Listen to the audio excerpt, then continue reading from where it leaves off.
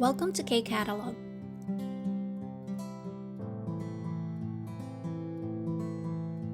Level 3, Unit 6, Textbook, page 82, Culture and Information part na tayo. Title ng passage natin this time, 과거와 현대의 명당.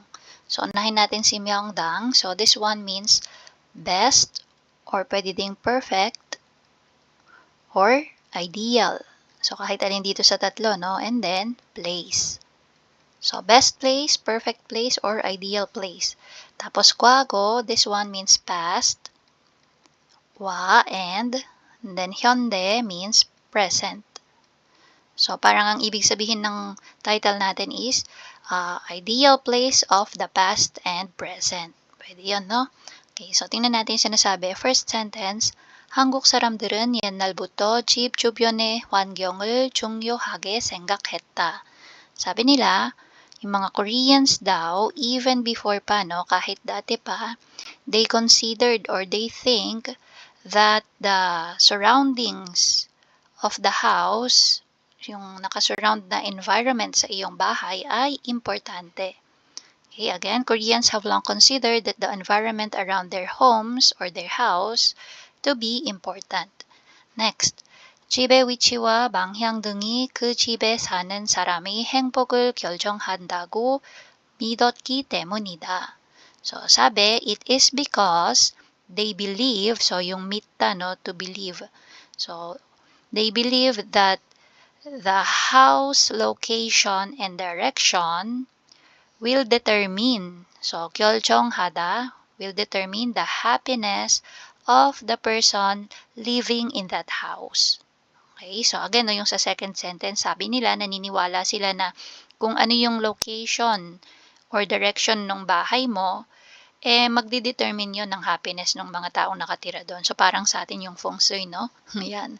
So, dito, 집 뒤에 산이 있고 집의 앞에 물이 흐르면 좋은 위치, 명당이라고 했다.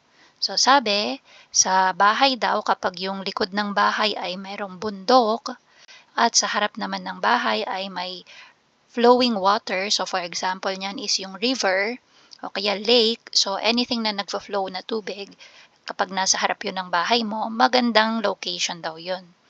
Yan, 좋은 위치. And tinatawag na 명당. 명당이라고 했다. Again, ano yung 명당? Best place or perfect place, ideal place. 그리고 남향집이라고 하여 집의 방향과 대문은 남쪽을 향하도록 하였다. Also, meron din daw silang tinatawag na house facing south. Okay, so yung ibig sabihin nun, yung bahay mo, yung iyong daemun or front door ay nakaharap sa south, namchok. Yan, so kailangan naka-facing south yung front door mo. So, tinatawag siyang house facing south. 한국의 겨울은 길고 추운데 집의 활동 공간이 남쪽을 향해 있으면 생활이 편리하기 때문이다. So, ano naman yung reason bakit may tinatawag silang house facing south? Kasi daw, maganda yung ganong bahay because yung winter daw sa Korea ay mahaba at malamig. So, kapag yung iyong front door, usually doon naglalabas-masok yung tao. So, dito sa part ng bahay, pinakamaraming activity nangyayari, no? Labas-masok ka doon. So, kapag yun daw ay naka-face sa south, so they think it is a convenient place to live. So, sabi, no, this is because Korean winters are long and cold, and if the activity area of the house, yun nga yung sa may front door mo yan usually, so, kapag naka-face siya sa south, life is more convenient. Okay, so yun yung reason nila. 이러한 전통은 현대까지도 그대로 내려와 남향집이 인기가 있다. So, sabi, itong tradition daw na to, yung pagkakaroon ng facing south na bahay, tapos kailangan meron sa likod bundok, sa harap, flowing water. 현대까지도, even to the present daw, no? 그대로 내려와. Ibig sabihin, napasa daw yung ganitong paniniwala up to the present. Kaya naman, yung mga bahay na facing south ay popular. So, when it comes to buying or selling house, no, popular yung mga ganitong bahay kapag naka-face siya sa south. Nung kami din ay naglipat and nagbenta ng bahay. Tinatanong sa amin nung bibili if facing south ba siya. And also kami din, kung lilipat kami ng bahay, we want na facing south yung bahay kasi ngayon yung paniniwala nila. And then, 그러나 최근에는 좋은 집, 명당이 조건에 새로운 것들이 추가되었다. So sabi, however, recently, so new things, may mga bago na daw na bagay, no? 새로운 것들이 추가되었다, ang naidagdag or additional na standard para masabing good house or best place or ideal place ang isang bahay. 학군과 교통이다. So ano yung mga dadagdag na yon? Example is yung 학군, ibig sabihin yan is yung school. So kailangan school district yung lugar nyo, no, malapit sa school. And at the same time, 교통, transportation, malapit sa subway station, malapit sa bus station. 집 주변에 좋은 학교가 있으면 그 집은 인기가 높다. So sabi, if around the house merong school, then that house is popular. Okay, mabenta siya. Kasi nga, convenient. Yung mga anak mo, malapit na sa school. 그리고 근처에 지하철역이 있거나 간선도로가 통과하면 인기가 높다. So, popular din daw kapag yung iyong bahay sa malapit ay merong subway station or Gansondoro. Pag sabing Gansondoro, main road, no? Yan. So, ibig sabihin main road, nandyan lahat halos ng bus dumadaan. So, mas convenient kasi hindi ka napupunta at magpapalipat-lipat ng bus station. Okay, so that's for our 과거와 현대의 명당. Now, let's try to answer yung mga question. Question number 1. 과거에 한국에서는 집을 짓기 좋은 위치를 어디라고 했습니까? So, 어디, saan daw dapat ang location ng isang bahay kung itatayo mo siya sa Korea during the past?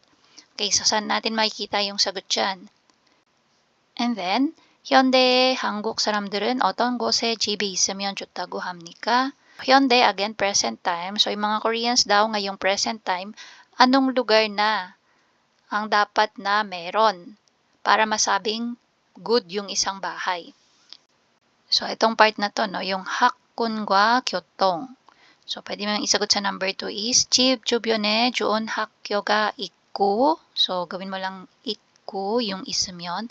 Tapos, idagdag mo si 근처에 지하철역이 있거나 간선도로가 통과하면.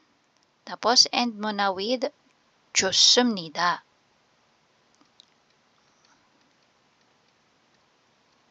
Then for number 3 question, 여러분 고향에서 집을 지을 때 중요하게 생각하는 것이 있습니까? So ikaw daw sa iyong hometown, kung magtatayo ka ng bahay, ano yung kino-consider mo na important na dapat meron kapag magtatayo ng bahay? So pwede natin isipin mga facilities such as hospital, malls, katulad din dito mga school and yung transportation, no? So pwede mong isagot yon. So you can answer this with 제 고향에서는, so start ka with 제, and then dugtong mo tong 고향에서 집을 지을 때, ayan, so pwede mo nang idugtong yan. 제 고향에서 집을 지을 때, tapos dugtong mo si 근처에, so sa malapit, if merong 근처에, and then kung ano yung meron. So example, 병원, ano pa, 병원과 학교. Yan. So, kahit dalawa lang, no? 병원과 학교가 있으면 tapos, end mo with 중요하게 생각합니다. 중요하게 생각합니다. So, again, no? Yung sagot mo for number 3, pwedeng ganito. 제 고향에서 집을 지을 때 근처에 병원과 학교가 있으면 중요하게 생각합니다. Okay, so that's for culture and information. Dito tayo sa ating vocabulary review. So, building soup, again, building forest, ibig sabihin maraming building. 산업단지, so ito yung mga industrial complex, mga company. 안전하다, safe. 소미심하다, ibig sabihin serious yung noise or ingay. 공기가 탁하다, so stuffy yung air or hindi malinis yung hangin. 산책로가 있다, so we have yung 산책로 na tinatawag, yung trail, yung lakaran, no? Yan. And so usually nasa 공원 siya, no, or park. 거리가 깨끗하다, so ibig sabihin yung mga street ay malinis. 문화 시설이 많다, maraming cultural facilities. 걸어서 공원에 갈 수 있다. So, kahit na maglakad ka lang, makakapunta ka na daw sa park. So, ibig sabihin, malapit sa park. Non, ito yung ating mga field. Yan, rice field. And then, bat. So, ito naman yung mga dry field naman yan, no? Taniman ng mga root crops. So, yung non, yung palay lang yung naitatanim dyan. And then, kwasuwon. So, again, ito naman yung ating orchard. Okay, yung mga taniman ng prutas, mansanas, peras, ayan. And then, 비닐하우스, yung greenhouse, 한적하다, quiet or peaceful, 공기가 맑다, clear daw yung air, 직접 농사를 짓다, so you can do farming directly, no? Yan, so usually characteristic ito ng 농촌 or countryside. 하천이 흐르다. Again, 하천 is yung water. So, 흐르다, flowing. So, flowing water, example, yung river. Then, 경치가 좋다. Good yung scenery. 자연 환경이 좋다. Good ang natural environment.